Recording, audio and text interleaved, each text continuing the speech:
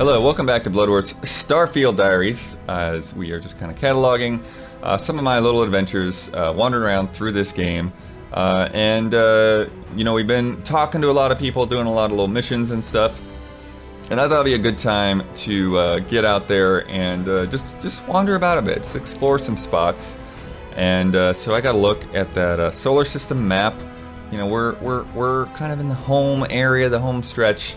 And I just wanted to see like where we could go. So I was looking at my options, you know, like okay, little Saturn. It's like, oh, Enceladus. I really like Enceladus, and it's one of Saturn's moons. It's an ice moon. Just spews out like all of this. They have like ice volcanoes, spews out all this water and stuff, and ice that kind of makes up a lot of Saturn's rings. So it's like, okay, that'd be cool. So like, go over there.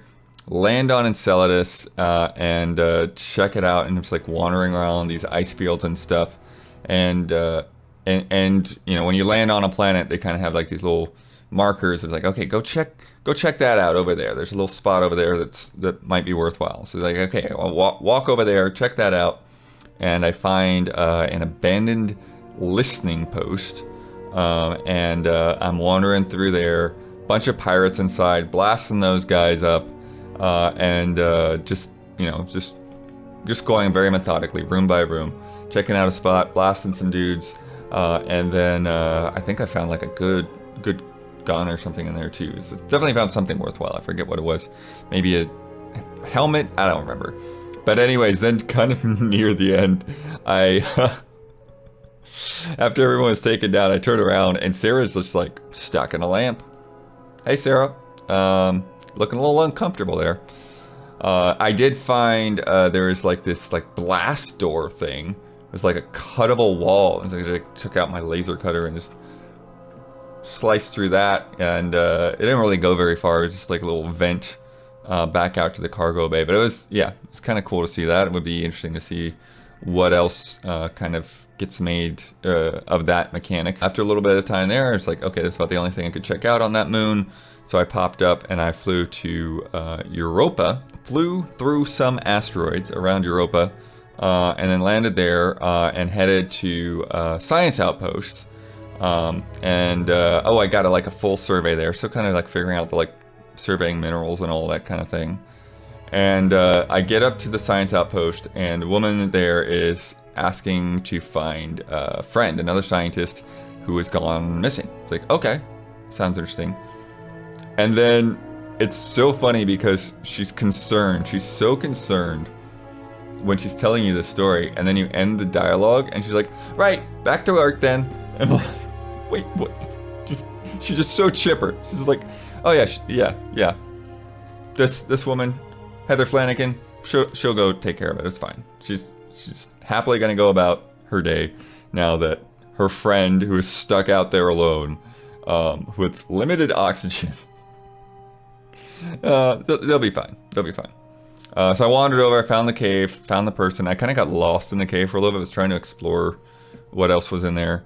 But I did find the scientists, gave them a med pack, got some self-esteem for my empath roll, so that's interesting. Need to dig into like those stats a little bit more, see what I can see with on that front. And I brought them back to the science station, explored around there a little bit more. Found out that it was like a professor with some students and stuff. What was weird to me though is that like they were like listed as zoologists, and I'm like, we're on Europa. There is nothing alive. But okay, we'll roll with it. And they were saying something about a mission board. I'm like, what mission board? What are you talking about? But then I wandered around enough that I went back to like where I got the first quest marker, and then there was a little kiosk, a little computer kiosk, kind of like the job application before, with just little quests for this outpost. And then one of them was like transferring a bunch of palladium back to Mars, and another one was like transporting some scientists or whatever. So I was like, okay, I haven't done anything with outposts. I guess I can build an outpost here or whatever, because I had that on like my activities list, the kind of tutorial activities. This is one of the things you want to do, is like learn how to build an outpost. So I went over there, I was messing around with that stuff. I built the platform for the cargo, and eventually like tried building some other things, but I didn't have all the materials at first. But the palladium, I don't know where to get the palladium. So we'll find the palladium later. So I went back over to the things like, okay, we'll transport the scientists to Mars. Accepted that quest, went back to my ship, flew to Mars, never at one moment did not see the scientists. Because I just fast traveled back to my cockpit and flew off and landed. So yeah, I guess if I want to chat with the scientists, I should get on board and do that. I also got in a bit of a ship battle there, and some of the UC guys were like asking like what I wanted for a reward. I was like, oh yeah, salvage rights is fine or whatever. I thought that was going to tie into one of the other missions, but I think because I didn't accept the mission that it didn't trigger, or it was just, you know, a random thing or whatever. So it was fun to get in another ship battle. It's been a while since I've seen one of those. And then I went back down. Oh yeah, I went somewhere and like bought some supplies because I knew like I needed sealant and some other things to build some of these outpost modules. Which was really funny because the thing it was reminding me was like building your house in Tears of the Kingdom. It was like very much along the same lines, oddly enough. It just felt very similar to like start building with these like little square rooms and stuff. But yeah, so I just was putting that stuff together, and then like I made like the airlock. Yeah, because I'd already had like the main like hub room, just a basic square room, but then I like had to attach an airlock to it, which at first I was confused about doing, and then I attached some other room, and then I was like, okay, but then it's got, okay, but how do I use this to like sleep and stuff? And so I go inside and I start putting stuff in there. It's like, okay, we'll put in a kitchen and a fridge and some bed and some other stuff, and then I was trying to stock the fridge with food items for my inventory that I didn't really need, and that got to be very awkward. I'm sure that's something that probably works easier with a mouse, but I'm playing on Xbox. Anyways, and at some point in there, trying to figure out how to rotate an object, I tapped right bumper and tossed a grenade. It's like, whoa, oops.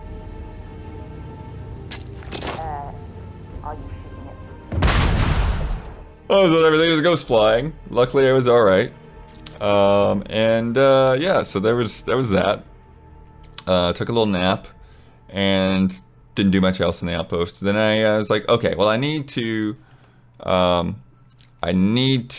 really check out Earth. I want to check out Earth. And it was interesting because from above, like you could still see all the continents, everything just looked kind of, you know, whitish.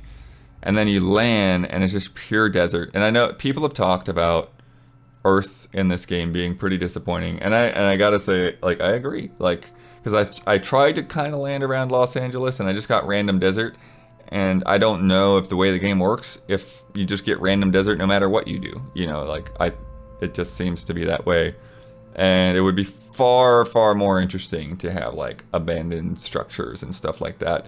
Or it's like if you don't want to deal with a full planet, like a real, like, habited planet, then, I don't know, just make something up to where you're not allowed to land there because it's too radioactive or something. I don't know.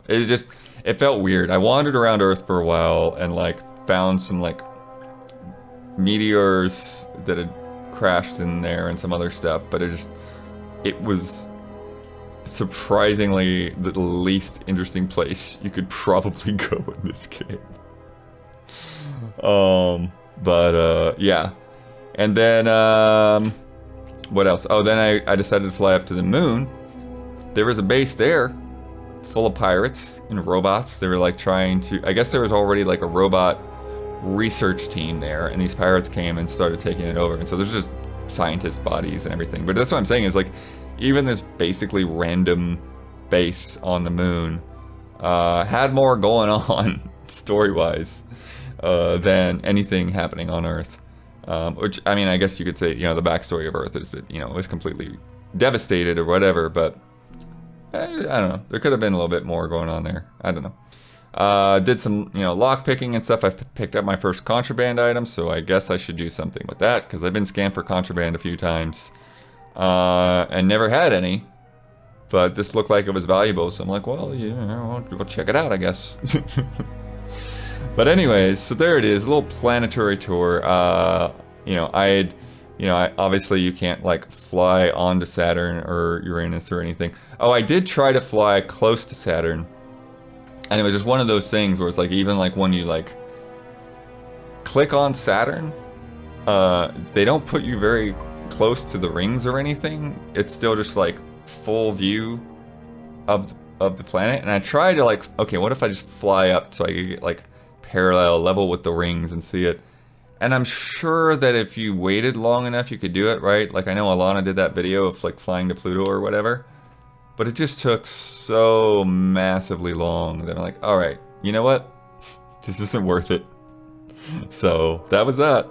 But yeah, in any case, it was nice to wander around a bit, do some of the outpost stuff. I do feel like it's a little, it could use a little bit more in terms of guidance with all of that, but it is also really funny to me that when I made that cargo thing for the palladium, even though I still don't have any palladium, and it's fully empty, there was like a cargo ship that would land and fly off, like I want to say like every couple of minutes, and I'm like, guys, we gotta like have some kind of like inventory control system here to tell you that there's nothing in these cargo bays before you fly out here and fly away over and over again.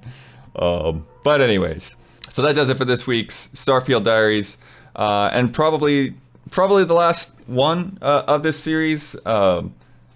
As you could tell, it took me a couple of weeks to get back to the game, and also it just like, it hasn't been really been getting a lot of views, and I'm kind of chewing on that and stuff. And I think rather than kind of beating the dead horse with Starfield, like maybe if I have it in me to try again sometime, kind of keep an eyeball on another game that might make sense. I really like the format, and I know that you guys who have been watching it have dug it a lot, and thank you for that and all the kind words for this and on the Zelda Diaries.